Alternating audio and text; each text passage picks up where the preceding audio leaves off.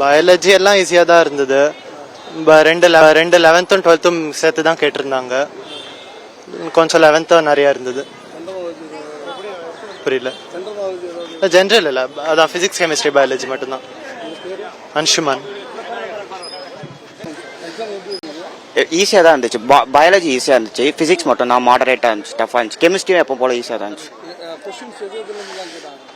இது பாட்னி வந்து 12th மோஸ்ட்டாக இருந்துச்சு. இது ஃபிசிக்ஸ் மட்டும் 11th தான் மோஸ்ட்டாக இருந்துச்சு. அவ்வளோதான். மோகிதான்.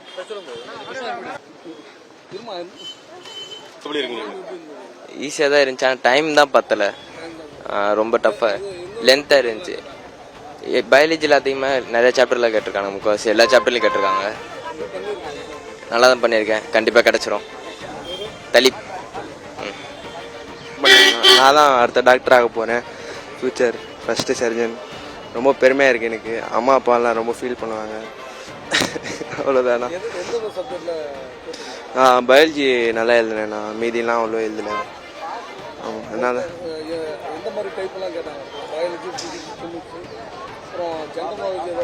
ஜென்ரல் நாலேஜ் எதுவும் கேட்கல. எல்லாமே வந்து தான் கான்செப்ட் பேஸ் தான் வந்துச்சு. அவ்வளோவா சொல்லலாம், படிச்சுருந்தா எழுதியிருக்கலாம். அப்படிலாம் படிக்கல, பார்க்கலாம் எப்படி வருதுன்னு.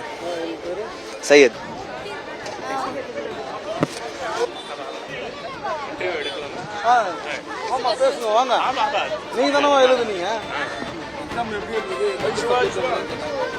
பயோ ஈஸியாக தான் இருந்துச்சு. மற்றபடி கெமிஸ்ட்ரி கொஞ்சம் டஃபாக இருந்துச்சு எனக்கு. ஃபிசிக்ஸ் மாடரேட்டாக இருந்துச்சு, பாதி கொஸ்டின் ஈஸியாக இருந்துச்சு. புரியல. சிலபஸ் என்சிஆர்டி பேஸ்டாக தான் இருந்துச்சு. 11th 12th தான். 11th 12th NCERT. ஈஸியாக தான் இருந்துச்சு. நபிஹா.